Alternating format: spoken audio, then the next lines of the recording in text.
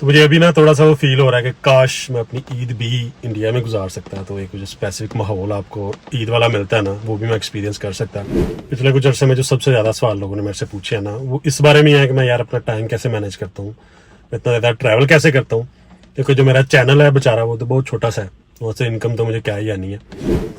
तो जिस दिन मैं नॉर्वे से वापस आया था ना, उससे अगले दिन आके मैंने रिज़ाइन कर दिया था जॉब से। जिसका मतलब ये है कि जॉब मैंने उस वक्त छोड़ दी। पहले कोशिश तो ये की जा सकती है कि डुअल पासपोर्ट, दूसरा पासपोर्ट किसी ऐसे मुल्क का ले सकें जहाँ पे आपको वीज़ा इजीली मिल जाए। और हाँ, सबसे इंटरेस्टिंग चीज़ आपको बताई नहीं है, मैंने बाइक ख़रीद ली है। मतलब प्लान बड़ा अरसे से था बाइक ख़रीदने का, लेकिन कुछ वजह थी जिसकी वजह से बाइक नहीं ख़रीद सका था।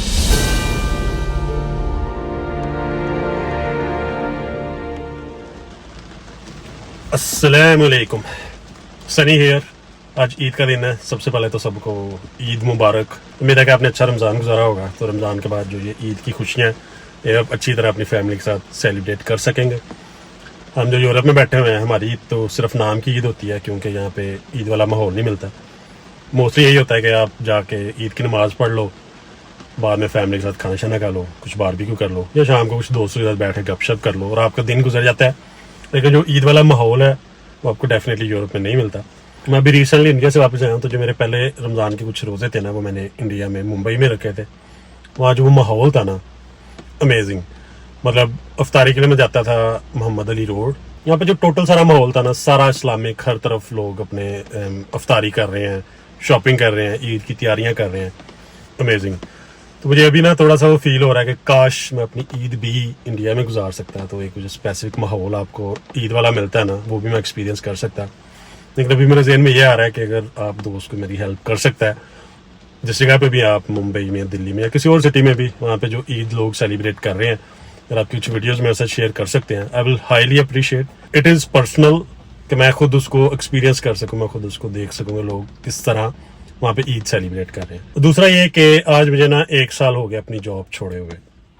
पिछले कुछ अर्से में जो सबसे ज़्यादा सवाल लोगों ने मेरे से पूछे हैं ना, वो इस बारे में है कि मैं यार अपना टाइम कैसे मैनेज करता हूँ, मैं इतना ज़्यादा ट्रैवल कैसे करता हूँ। क्योंकि जो मेरा चैनल है बेचारा, वो तो बहुत छोटा सा है, वहाँ से इनकम तो मुझे क्या ही आनी है। वो आ भी गई तो $100-200 उसमें क्या बनता है।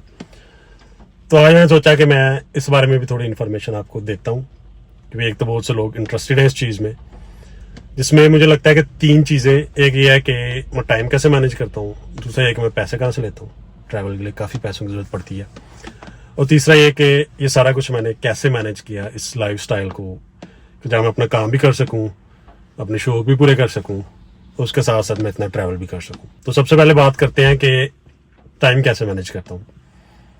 पिछले साल जनवरी में मैं था त्रोम्सो में, उसमें मैं जॉब करता था।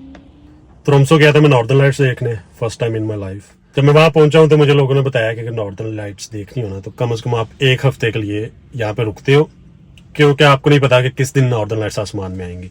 तो मैंने अपने मैनेजर को फ़ोन किया कि यार मैं 3 छुट्टियाँ लेके ना नॉर्वे आया हूँ नॉर्दर्न लाइट्स देखने, तो मुझे ना 4 छुट्टियाँ और चाहिए। तो मेरा मैनेजर कहता है नहीं, project is more important than your northern lights. तो जिस दिन मैं नॉर्वे से वापस आया था ना, उससे अगले दिन आके मैंने रिज़ाइन कर दिया था जॉब से। जिसका मतलब ये है कि जॉब मैंने उस वक्त छोड़ दी। लेकिन उस वक्त थोड़ी सी बेवकूफ़ी थी मेरी, थोड़ा शायद इमोशनल डिसीजन था कि बगैर सोचे कि मैंने फ्यूचर में क्या करना है, जॉब छोड़ रहा हूँ। लेकिन कुछ ना कुछ जेन में तो था कि अब कुछ नया सेटअप करेंगे जहाँ से मुझे इनकम आ सके। लेकिन जॉब वाली जो रिस्ट्रिक्शंस है ना, ये मेरे बस की बात नहीं है। तो एक तो यह कि जॉब छोड़ दी, लेकिन अब मैं करता क्या हूँ, मैं हूँ फ्रीलांसर, कॉन्ट्रैक्टर। तो अब मैं अपनी मर्जी का मालिक हूँ, अपनी मर्जी का मैं काम करता हूँ।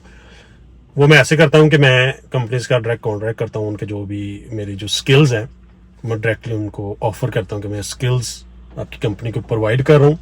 आपके जो मसले हैं वो फिर आप एनालाइज कर लेते हो कि 3 महीने, 6 महीने या साल का प्रोजेक्ट होता है, तो उतनी अर्सा मैं उनके साथ काम करूँगा। तो मेरा डायरेक्ट उनके साथ कॉन्ट्रैक्ट है। फिर फ्लेक्सिबिलिटी ये होती है कि उनको मैंने पहले बताना होता है कि इस दिन मैं काम कर सकता हूँ या इस दिन मैं काम नहीं कर सकता। तो इसलिए मैं जो अपना ईजीली टाइम मैनेज कर सकता हूँ, मैं बताता हूँ कि यार आज से जो 3 महीने बाद ये वाला महीना ना, इसमें मैंने काम नहीं करना। फॉर एग्जांपल मार्च पूरा मैंने काम नहीं किया, अप्रैल भी नहीं कर रहा, रमज़ान में आराम से रोज़े शोज़े रख रहा था, और अभी ईद आ गया है तो अप्रैल भी मेरा फ्री था, मार्च भी फ्री था, मई में फिर काम शुरू कर दूंगा।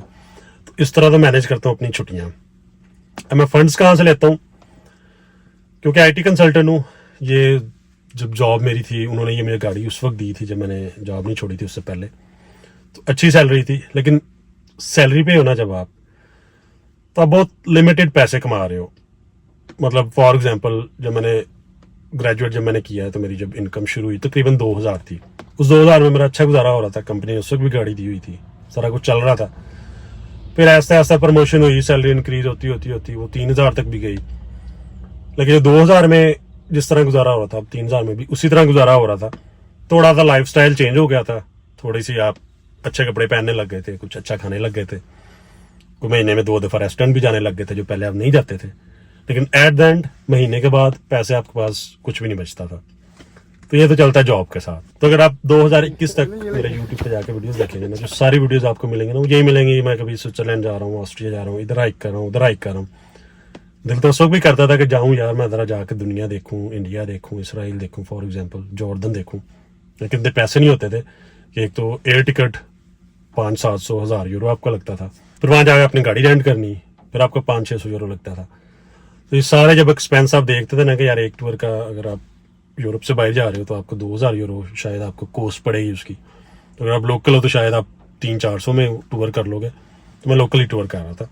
लेकिन 2022 अगर आप देखो तो मेरे अक्सर टूर्स यूरोप के हैं ही नहीं है। कुछ 6-7-8 मुल्क मैंने यूरोप से बाहर एक साल में देखे हैं। मकसद ही सारी बात का कि जॉब कर रहा था 21 के शुरू 22 के शुरू तक, तो बड़ी लिमिटेड इनकम थी, ज़्यादा ट्रैवल नहीं कर सकता था। जब जॉब छोड़ी है, जब कॉन्ट्रैक्ट बेस्ड काम शुरू किया है, तो मेरी इनकम में बहुत ज़्यादा फ़र्क पड़ा है। तो यहाँ से भी एक पॉइंट जो अगला है वो ये है कि पैसे कहाँ से आते हैं। वो इस तरह आते हैं कि कॉन्ट्रैक्ट बेस्ड काम करें, फ्रीलांसिंग का काम करें, चाहे आप 8 घंटे काम करें या आप 16 घंटे काम करें, आप पर डिपेंड करता है। इतना काम करेंगे उतने पैसे कमाएंगे। और मेरे ख्याल से आप यूरोप में एटलीस्ट जॉब और जो कॉन्ट्रैक्ट बेस्ड काम है ना, इसकी इनकम में काफ़ी ज़्यादा फ़र्क है। तो कॉन्ट्रैक्ट बेस्ड काम करके अगर मैं 6-7 महीने भी काम करता हूँ ना, तो मेरे ख्याल से काफ़ी है। बाकी मैं 3-4 महीने अपना चिल कर सकता हूँ, ट्रैवल कर सकता हूँ। और जो ट्रैवल के लिए जो बजट चाहिए होता है वो भी आप उन 6-7-8 महीनों में निकाल लेते हो। तो वहाँ से एक्चुअली मेरी इनकम आ रही है ट्रैवल के लिए। अब जो तीसरा और आखिरी पॉइंट के ये लाइफस्टाइल कैसे अडॉप्ट किया मैंने, या अगर कोई बंदा और भी, मतलब मेरे ख्याल से ट्रैवल हर बंदे का शौक है, हर बंदे का दिल करता है कि यार हम भी दुनिया देखें। तो अगर आप ट्रैवल करना चाह रहे हैं तो मेरे ख्याल से एक आपको ना प्लान बनाना पड़ेगा। ये कभी भी नहीं होगा कि यार आज आपने सोचा और 6 महीने बाद आपने दुनिया घूमनी शुरू की या साल बाद दुनिया घूमनी शुरू कर दी। उसके लिए मुझे भी बहुत टाइम लगा, स्टेप बाय स्टेप। अभी मैं यहाँ पहुँचा हूँ, तो मेरे ख्याल से अगर मैं देखता हूँ तो कम 5 साल की मेरी प्लानिंग मेहनत के बाद ये सारा कुछ मैं कर पा रहा हूँ। तो 2-4 चीज़ें हैं। पहला तो ये है कि जॉब के साथ आप कभी भी ज़्यादा ट्रैवल नहीं कर सकोगे। बेशक आप किसी बैंक में मैनेजर भी लगे हुए हो ना, तो आपकी लिमिटेड इनकम है। आप इंटरनेशनल टूर 1-आधा साल में कर सकते हो, उससे ज़्यादा नहीं कर सकोगे। तो पहला तो ये सोचें कि कोई आइडिया सोचें जहाँ से आपने पैसे जनरेट करने हैं। सबसे ईजी आजकल आईटी इसलिए ईजी है कि एक तो आप फ्रीलांसिंग काम इजीली पकड़ सकते हो किसी भी मुल्क से, क्योंकि काम सारा ऑनलाइन होता है जहाँ पे आपको डॉलर्स में पैसे आते हैं। मैं कई दोस्तों को जानता हूँ कि जो पहले 20-30 हज़ार का काम करते थे, जब से फ्रीलांसिंग किया तो बड़ी उन्होंने गाड़ियाँ छड़ियाँ निकलवाई हुई हैं। इवन के मेरे गांव में भी। तो आईटी से रिलेटेड कोई काम सीखें, फ्रीलांसिंग करें, वहाँ से आपको ज़्यादा पैसे भी आएंगे और थोड़ा आप इंडिपेंडेंट भी होंगे, छुट्टियों का मसला भी नहीं होगा। लेकिन दूसरा यह कि बिजनेस सेटअप करें। कई किस्म के आइडियाज़ हो सकते हैं। मैं भी टाइम टू टाइम कई आइडियाज़ पे काम करता रहा हूँ। जब मैं जॉब में था तब मैं कुछ बिजनेस आइडियाज़ पे भी काम करता था। कुछ ट्रांसपोर्ट का किया, कुछ अमेजोन का किया, कुछ आइडियाज़ चले, कुछ नहीं चले। तो ये बड़ा ज़रूरी है कि कोई ना कोई बिजनेस सेटअप करते रहें और आहिस्ता आहिस्ता जॉब छोड़ के फुल टाइम बिजनेस में आ जाए, जहाँ पे आप ज़्यादा पैसे भी कमा सकेंगे और आपको फ्लेक्सिबिलिटी भी मिलेगी। जो तीसरा पॉइंट है ना, वो ये है कि आपका पासपोर्ट कौन सा, या आपको वीज़ा कितना ईजिली मिलता है। पहले कोशिश तो ये की जा सकती है कि डुअल पासपोर्ट, दूसरा पासपोर्ट किसी ऐसे मुल्क का ले सकें जहाँ पे आपको वीज़ा ईजिली मिल जाए। थोड़ा सा मुश्किल है, लेकिन फॉर एग्जाम्पल अगर आपने बिजनेस इतना अच्छा सेटअप किया कि आपका लाखों में पैसे आ रहे हैं, तो कई मुल्क हैं जो आपको वैसे वीज़ा दे देंगे और कुछ साल के बाद आपको नेशनैलिटी भी दे देंगे। तो मेरे पास ऐसे मुल्क की नेशनैलिटी हो जहाँ पे आपको वीज़ा का मसला ना हो, तो आप इजीली ट्रैवल कर सकते हो। मेरे पास भी डुअल नेशनैलिटी है यूरोप की, इसी वजह से मुझे इंडिया का भी वीज़ा मिला था। तो कोशिश करें कि डुअल नेशनैलिटी मिल जाए ताकि आपको वीज़ा का इशू ना हो। दूसरा तरीका ये है कि पहले आप जो लोकल आपके जो कंट्रीज़ हैं ना, जहाँ ईजिली वीज़ा मिल जाता है, श्रीलंका, थाईलैंड, दुबई वाले ईजिली दे देते हैं आपको, उन मुल्कों में जाएँ को 5-7 स्टैंप्स लगवाएं अपने पासपोर्ट के ऊपर। फिर यह कि यूरोप का अप्लाई करेंगे तो आपको मिल जाएगा वीज़ा। फिर उनको ये काइंड ऑफ कंफर्मेशन हो जाती है कि यार बंदा पैसे भी हैं तो काफ़ी घूमता फिरता भी है, इसका शौक भी है। बाकी मुल्कों से भी होके आया तो हमारे मुल्क से भी होकर वापस चला जाएगा, क्योंकि एक मसला तो उनको यही होता है ना कि हमने वीज़ा दे दिया तो ये आके ये रास्ता ना ढूंढने लगे, पेपर मैरिज और ये वो, यहाँ पे रुकने की कोशिश ना करें। सिर्फ टूरिज्म के लिए आके वापस जाना है अगर उनको यकीन हो जाता तो वो आपको ईजिली वीज़ा देते हैं। तो ये स्टोरी है टोटल मेरे ट्रैवल की। मुझे कहीं से 1 रुपया भी नहीं मिल रहा ट्रैवल करने के लिए, ना मुझे यूट्यूब से, ना सोशल मीडिया से, ना स्पॉन्सरशिप से। ये सारे पैसे मैं खुद ही मैनेज कर रहा हूँ, अपने काम से मैनेज कर रहा हूँ। लेकिन एज आई सेड कि ये सारा कुछ करने के लिए, यहाँ तक पहुँचने के लिए मेरे कुछ साल लगे हैं, उसके पीछे एक प्लानिंग थी। तो अब अल्हम्दुलिल्लाह अल्लाह का बड़ा शुक्र है। मेरे ख्याल से ये भी एक चीज़ मेंशन करना ज़रूरी है कि मेरी लक अच्छी है। मुझे लगता है शायद पेरेंट्स की दुआएं वो काफ़ी ज़्यादा है। कई मौक़ों पे कई ऐसी चीज़ें हुई हैं जो इम्पॉसिबल लगती थी लेकिन वो हो गई, तो जिससे मुझे लगता है कि एक ये फैक्टर भी मेरे साथ है, मेरी लक और ये दुआएं मेरे पेरेंट्स की।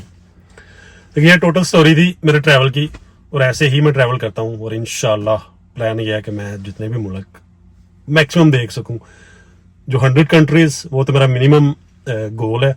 अगले कुछ 8-7 सालों में मैं सारा 100 कंट्रीज देख सकूं। लेकिन एट द एंड समवेयर गोल यही है कि पूरी दुनिया देखनी है, हर मुल्क देखना है। और हाँ, जो सबसे इंटरेस्टिंग चीज़ है वो मैंने आपको बताई नहीं है। बाइक का शौक मुझे बहुत है, मतलब गाड़ियों का शौक तो मेरा पूरा होता रहता है। बाइक पे थोड़ी सी रिस्ट्रिक्शन थी जिसकी वजह से बाइक मैंने अब तक नहीं थी ली, लेकिन मुझे परमिशन मिल गया बाइक लेने की तो मैंने बाइक ख़रीद ली है। लेकिन है ये काफ़ी दूर, विच मीन्स कि आज घर नहीं लेके जाऊँगा, तो भी 1-2 दिन में दोबारा वापस आना पड़ेगा, किसी ट्रेलर पे इसको लेके जाना पड़ेगा। तो इस बाइक का जो डिटेल रिव्यू है वो फिर मैं आपको one of the coming video दूंगा। But I am very happy, जो ये एक चेक पॉइंट था ना, ये भी मेरा चेक हो गया। बहरहाल अभी ईद इंजॉय करें, ईद की खुशियाँ मनाएं, अगले 3 दिन चिल करें, और अगर पॉसिबल हुआ तो कुछ वीडियोज़ मेरे साथ भी शेयर कर दें ताकि थोड़ा बहुत मैं भी मज़े ले सकूँ ईद के। यहाँ की ईद का तो मैंने आपको हाल बता ही दिया। उसके अलावा आज के वीडियो के लिए यही था। So thanks for watching and wait for my next video.